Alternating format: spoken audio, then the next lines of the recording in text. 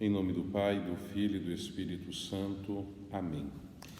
Vinde, Espírito Santo, e enchei os corações dos vossos fiéis e acendei neles o fogo do vosso amor.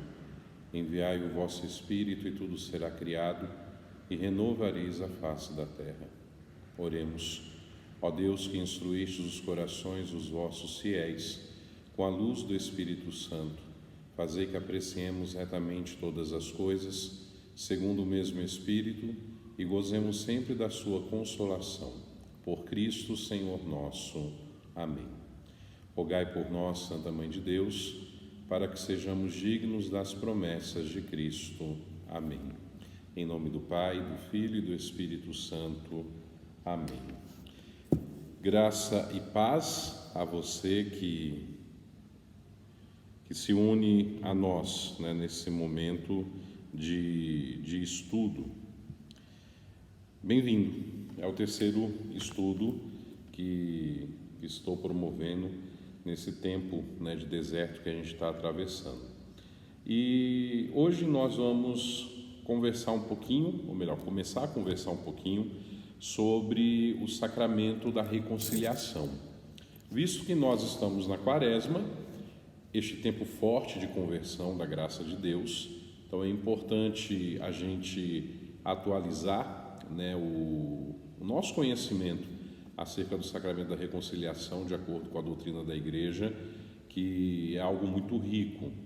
E também para sabermos como nós devemos nos preparar para estar com o espírito de penitência diante de Deus, uma vez que por conta da pandemia do Covid-19, a grande maioria das pessoas cristãs católicas não irão conseguir confessar-se, celebrar o sacramento da reconciliação com o sacerdote, como nós estamos acostumados. Então vamos lá. Primeiro vamos nos lembrar que a Igreja tem 7 sacramentos. E esses 7 sacramentos são divididos em 3 grupos: os sacramentos da iniciação à vida cristã, os sacramentos da cura e os sacramentos da ordem e do serviço. Os sacramentos da iniciação à vida cristã são o batismo, a crisma e a Eucaristia. Os sacramentos de cura são o sacramento da reconciliação e o sacramento da unção dos enfermos. E os sacramentos de comunhão e serviço são os sacramentos da ordem, que o padre recebe, o padre, o bispo, o diácono, e o sacramento do matrimônio. Então, cada grupinho acompanha aí uma fase da nossa vida. E o sacramento da reconciliação está justamente dentro do sacramento de cura. Só lembrando, pelos sacramentos da iniciação à vida cristã, nós recebemos a vida nova em Cristo. É aqueles sacramentos que nos configuram a Cristo nosso Senhor. O batismo nos coloca no mistério, nos conforma ao mistério pascal. Nas águas batismais nós somos sepultados com Cristo para o pecado e a morte, e com Cristo nós ressurgimos para uma vida nova, para a vida eterna. E o sacramento da Eucaristia é alimento, é a força na caminhada. O sacramento da crisma nos confirma no batismo, nos torna testemunhas de nosso Senhor Jesus Cristo. Então nós recebemos essa vida nova. Vida nova é essa, que segundo a expressão do Catecismo da Igreja, no número 1420, nós a trazemos em vasos de argila. Agora, nessa vida, ela ainda se encontra escondida com Cristo em Deus, porque a gente ainda está vivendo a realidade terrestre, a gente ainda está vivendo a morada terrestre. E somos sujeitos ao sofrimento, somos sujeitos à doença, especialmente nesse tempo difícil que a gente está atravessando, em que existe uma doença e não se sabe ainda como curá-la, como combatê-la. Tem um monte de gente se esforçando para encontrar essa solução. E somos sujeitos à morte. Da mesma forma como a nossa vida teve início um dia, a nossa vida vai se encerrar também em algum determinado momento. Então, a vida nossa na terra, que é a vida dos filhos e filhas de Deus, ela pode se tornar debilitada, ela pode se tornar perdida pelo pecado. Por isso que a igreja tem este grupo dos 2 sacramentos de cura. Quem é o médico das almas? É o Senhor Jesus Cristo. Quem é o médico dos corpos? Também é o Senhor Jesus Cristo. Porque assim como Jesus restaurou a saúde do corpo de muita gente no Evangelho, Ele também pode restaurar a saúde do nosso corpo. E Ele quis que a igreja continuasse na força do Espírito Santo a sua obra de cura, a sua obra de salvação, junto dos seus membros. Quem nos ensina isso é o Catecismo da Igreja.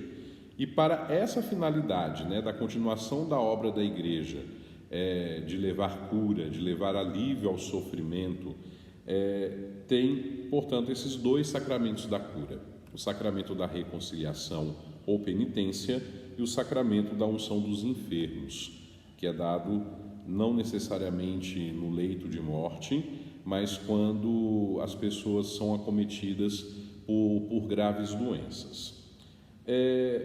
Vamos então aprofundar, provavelmente em mais de um episódio, a respeito do sacramento da penitência e da reconciliação, para que a gente possa considerar também aquilo que é possível fazer, para recebermos o perdão de Deus no coração, vamos dizer assim, nesses tempos tão difíceis em que, como já disse no início, a grande maioria das pessoas não vai conseguir se confessar.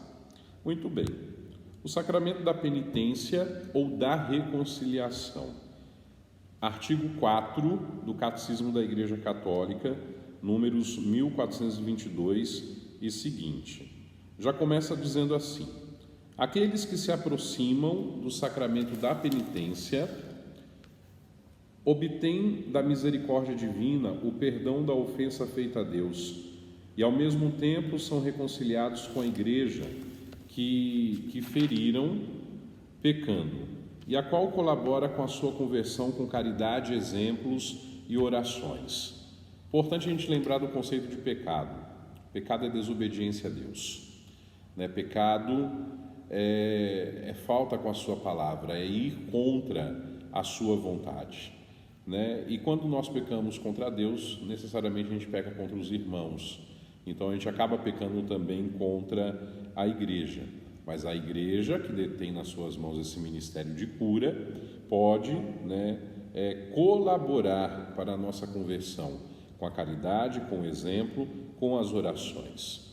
Como se chama este sacramento? É o sacramento da conversão, porque ele realiza sacramentalmente o convite de Jesus à conversão, o caminho de volta ao Pai, do qual a pessoa se afastou do pecado. Chama-se sacramento da penitência porque nos chama a um esforço pessoal, a um esforço também eclesial, ou seja, em comunhão com a igreja, de conversão, de arrependimento, de satisfação daquele que se reconhece pecador. Inclusive são passos que estão presentes na celebração do sacramento em si. É chamado sacramento da confissão porque a declaração, a confissão dos pecados diante do sacerdote é um elemento essencial desse sacramento. Isso é bíblico. Nosso Senhor Jesus Cristo ressuscitado, chegando no cenáculo em Jerusalém, está lá no Evangelho de João, capítulo 20, versículo 20.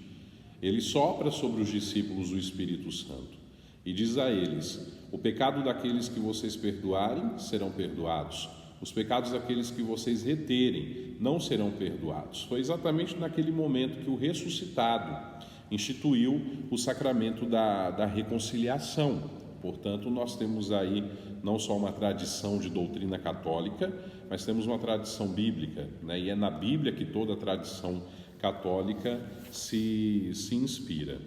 E no sentido profundo, o Catecismo continua nos ensinando, esse sacramento também é uma confissão, né? Porque a gente chega diante do sacerdote para contar o pecado, né? Para contar aquilo que fizemos que ofendeu a Deus, que ofendeu o nosso próximo, que ofendeu a igreja.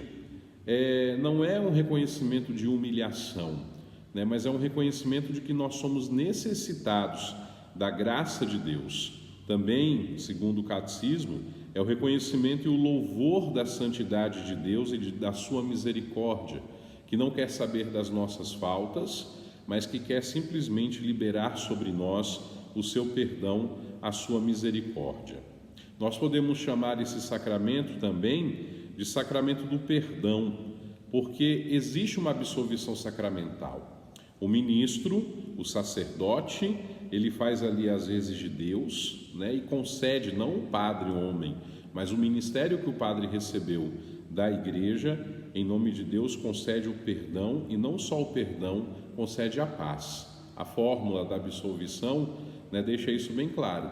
Deus, Pai de misericórdia, que pela paixão e morte de seu Filho reconciliou o mundo inteiro consigo e enviou o Espírito Santo para a remissão dos pecados, te conceda, pelo ministério da igreja, o perdão e a paz. E eu te absolvo dos teus pecados, em nome do Pai, e do Filho, e do Espírito Santo. Também o sacramento é chamado de sacramento da reconciliação, porque ele dá ao pecador, né, que se reconcilia, que o pecador que se coloca ali diante de Deus em atitude de confissão, de reconhecimento, o amor de Deus. A reconciliação é selada pelo amor de Deus. Segundo a carta de São Paulo aos Coríntios, capítulo 5, versículo 20, reconciliai-vos com Deus. O catecismo tem uma expressão bem bonita a esse respeito. Quem vive do amor misericordioso de Deus está pronto a responder ao apelo do Senhor. Vai primeiro reconciliar-te com o teu irmão. Então, aqui, né, os nomes do sacramento, né, como se chama esse sacramento? Sacramento da conversão, sacramento da penitência, sacramento da confissão, sacramento do perdão, sacramento da reconciliação. 5 expressões distintas, mas que têm a função de manifestar o único e puro amor misericordioso de Deus por nós, quando nos reconhecemos pecadores.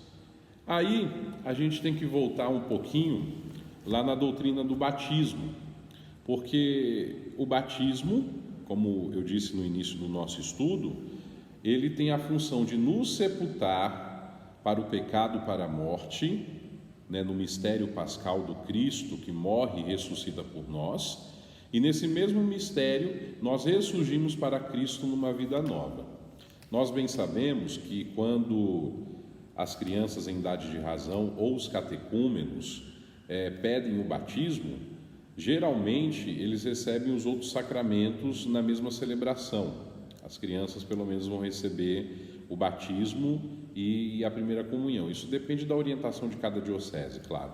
Mas os catecúmenos, por exemplo, aqui na diocese de Campo Limpo, eles recebem os 3 sacramentos juntos, sempre na celebração da vigília pascal, batismo, crisma e eucaristia. Assim sendo, eles não precisam se confessar, porque o batismo apaga a mancha do pecado original e, por conseguinte, apaga todo o pecado original.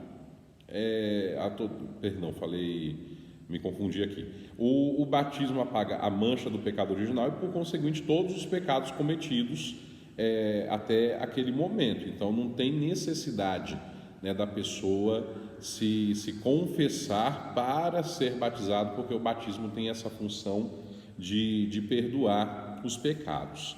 E aí a pergunta é, por que um sacramento da reconciliação após o batismo? Se o batismo tem essa função de apagar de nós a mancha do pecado original e, por consequência também, se a gente já está em idade de razão, se a gente já sabe o que é certo e errado, se a gente já tem o entendimento do pecado, anular também todas as situações de pecado que nós possamos ter vivido e cometido até aquele momento. E aí a gente recorre ao catecismo de novo. No número 1425, 1 Coríntios, capítulo 6, versículo 11.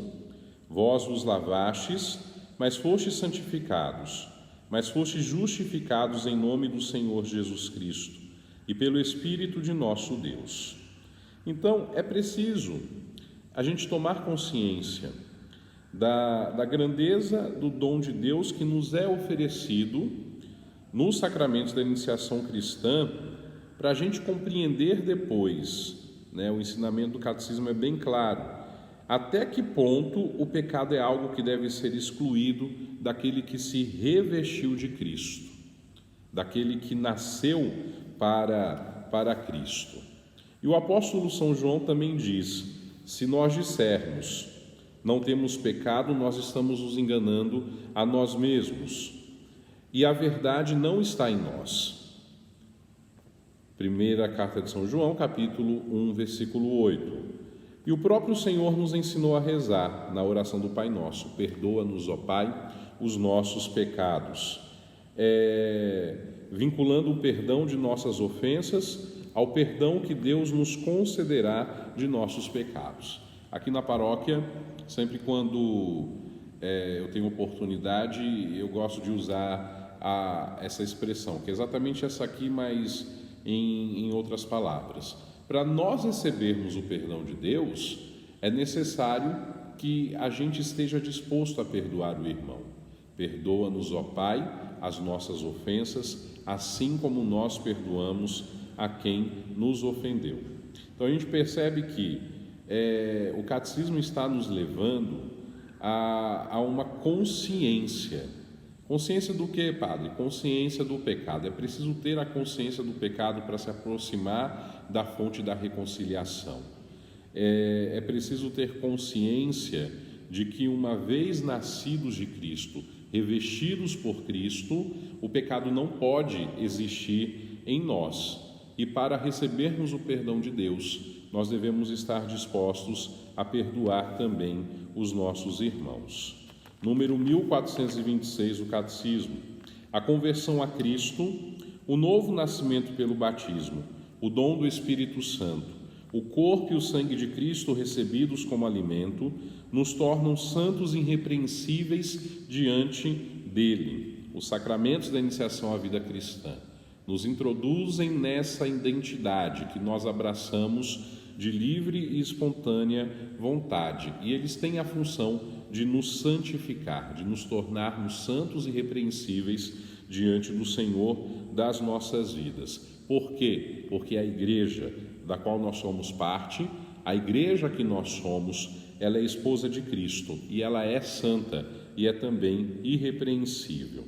Entretanto, a nova vida recebida na iniciação cristã não suprimiu a fragilidade e a fraqueza da natureza humana, nem a inclinação ao pecado que a tradição chama de concupiscência, que continua nos batizados para prová-los no combate da vida cristã, auxiliados pela graça de Cristo.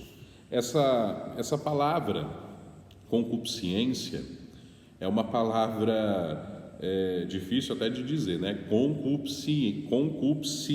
Olha aí, tá vendo? Concupiscência. Ela necessariamente não é pecado, mas é a inclinação natural que todos nós temos ao pecado. Quando eu era catequista de crianças, alguns anos atrás, não muitos,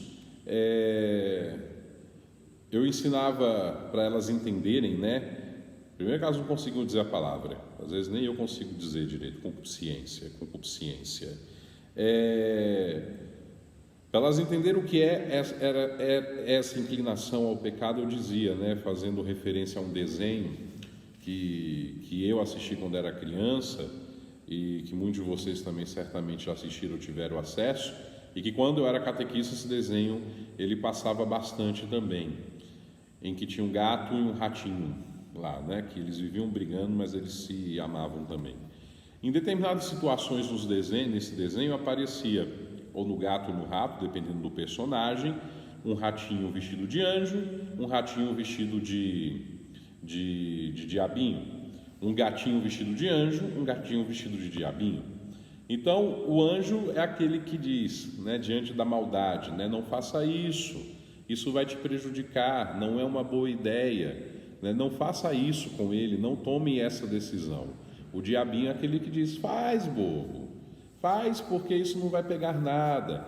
Então, é aquela influência, né, a concupiscência é justamente essa inclinação que nós temos ao mal, uma inclinação que é natural.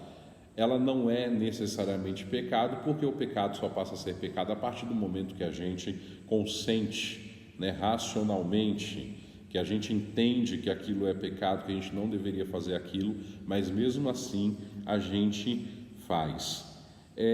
A concupiscência continua nos batizados para prová-los no combate da vida cristã, auxiliados pela graça de Cristo. O Catecismo diz que esse combate é o combate da conversão para chegar à santidade, para chegar à vida eterna, para a qual somos incessantemente chamados pelo Senhor. Então, por conta da nossa natureza humana, por conta da nossa fraqueza, por conta da concupiscência, dessa inclinação que nós temos ao mal e nós temos ao pecado, é preciso a gente tomar consciência dele, reconhecer que mesmo batizados, resgatados, com a mancha do pecado original apagada em nós ainda precisamos e necessitamos da misericórdia de Cristo, do seu perdão, da sua graça, nesse combate de vida que todos nós estamos inseridos e devemos travar. Muito bem. Primeiro ponto, como se chama este sacramento?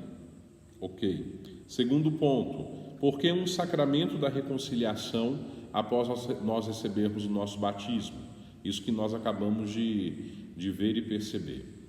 O terceiro ponto fala-nos a respeito da nossa conversão. Nós que já somos batizados, nós que já somos crismados, nós que já fomos iniciados à vida cristã. Quem convida à conversão? É sempre o Cristo Jesus. Esse apelo, o apelo da conversão, ele é um apelo essencial do anúncio do reino. João Batista, quando prepara a chegada de Jesus, usa esse lema na sua pregação: convertei-vos e crede no Evangelho. Jesus também usa esse lema na sua pregação, no anúncio do Evangelho: convertei-vos e crede no Evangelho. O evangelista Marcos, no capítulo 1, versículo 15, diz: cumpriu-se o tempo e o reino de Deus está próximo, arrependei-vos, que é o mesmo que convertei-vos, e acreditai no Evangelho.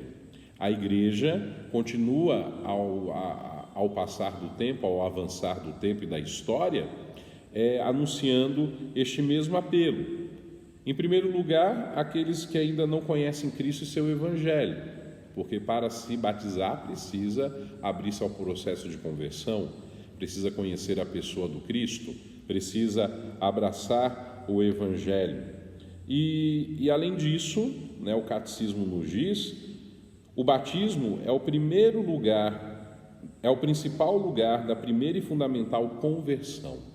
A primeira conversão que acontece na nossa vida aconteceu no dia do nosso batismo. Ou, podemos dizer também, foi ali que iniciou-se o nosso processo de conversão. É pela fé na Boa Nova e pelo batismo que se renuncia ao mal e se adquire a salvação, isto é, a remissão de todos os pecados e o dom da vida, da nova vida. Você sabe quais são as promessas do batismo? Na vigília pascal nós iremos renová-las de modo solene, mas várias vezes durante o ano a gente renova, na forma lá de diálogo entre o presidente e a assembleia, mas todos os domingos, ao professar a fé nas solenidades, nós fazemos essa renovação. Nós prometemos um dia, nossos pais prometeram, depois nós, quando somos crismados e assumimos o compromisso do nosso batismo, assumimos essas promessas: amar a Deus sobre tudo, sobre todas as coisas, servi-lo e segui-lo na Santa Igreja Católica, renunciando a Satanás, às suas obras, às suas seduções renunciando ao pecado. Então, o batismo nos levou à renúncia ao pecado. O batismo nos levou a uma vida nova. E o apelo de Cristo à conversão continua, portanto, a soar na vida dos cristãos. O catecismo fala de duas conversões. A primeira conversão que aconteceu no batismo, e essa segunda conversão é uma tarefa que não tem interrupção, para toda a igreja, porque a igreja reúne em seu seio todos aqueles que são pecadores. A igreja é ao mesmo tempo santa e sempre na necessidade de purificar-se por conta dos seus membros, busca sem cessar a penitência e a renovação. Este esforço de conversão não é apenas uma obra humana, é o movimento do coração contrito, do coração atraído, do coração que é movido pela graça de Deus, a responder ao amor misericordioso de Deus, que nos amou primeiro. Comprova-o a conversão de São Pedro após a tríplice negação de seu mestre Jesus. A gente se lembra desse episódio. Pedro, no contexto ali da última ceia, Jesus diz, quando pega o pão, mó passa no molho, entrega ali para Judas, Em verdade eu vos digo, um de vocês irá me trair. E aí eles começam lá, quem será? Sou eu que vou trair o mestre? E Pedro jura ali para Jesus, Senhor, eu nunca te deixarei.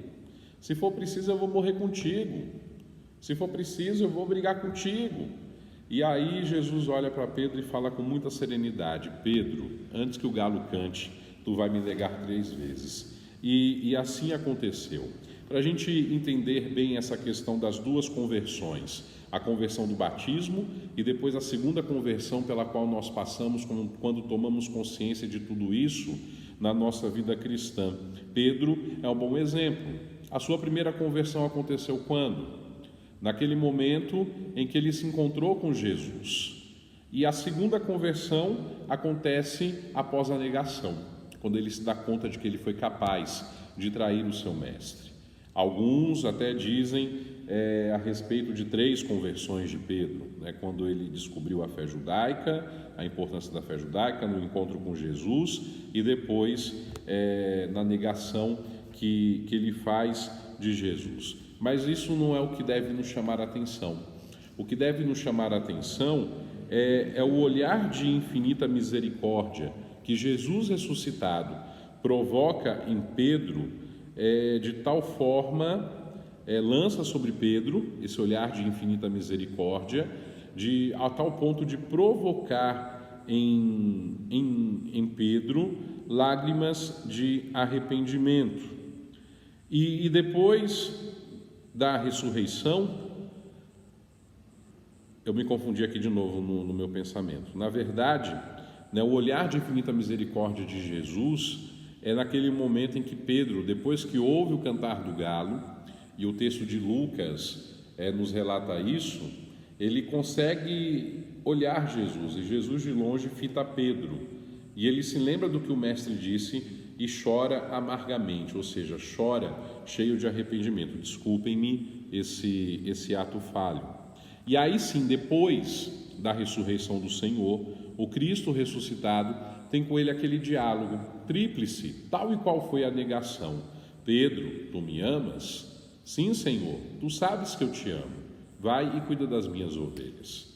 Pedro, tu me amas? Sim, Senhor, tu sabes que eu te amo. Vai e cuida do meu rebanho.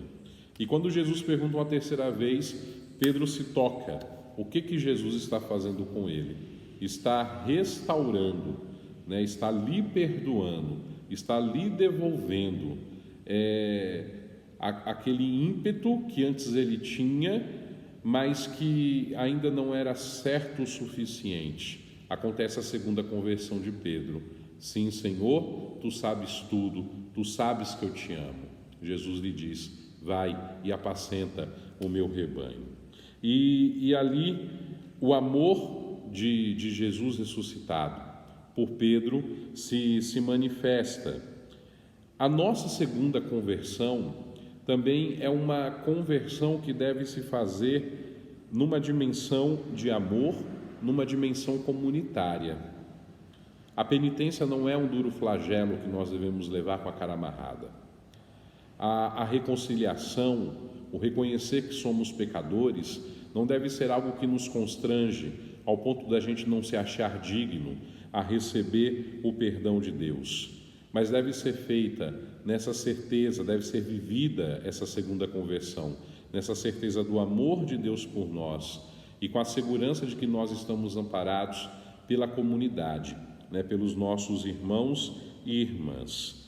Isso aparece no apelo do Senhor a toda a sua igreja, quando no Apocalipse a ordem é clara: converte-te, convertam-se, convertei-vos. Santo Ambrósio, referindo-se a essas duas conversões, diz que na igreja existe a água e as lágrimas, a água do batismo e as lágrimas da penitência. Veja que bonito isso.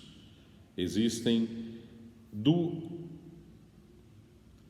a água e as lágrimas, a água do batismo e as lágrimas da penitência.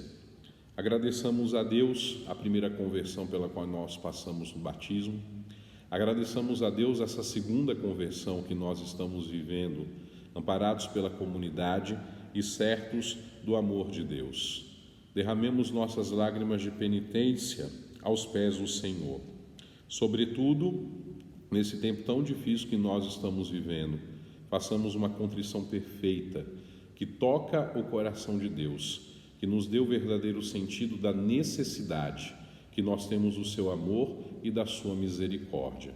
Não tenhamos medo de nos aproximar do sacramento da reconciliação, porque ele é remédio de Deus para curar as nossas feridas.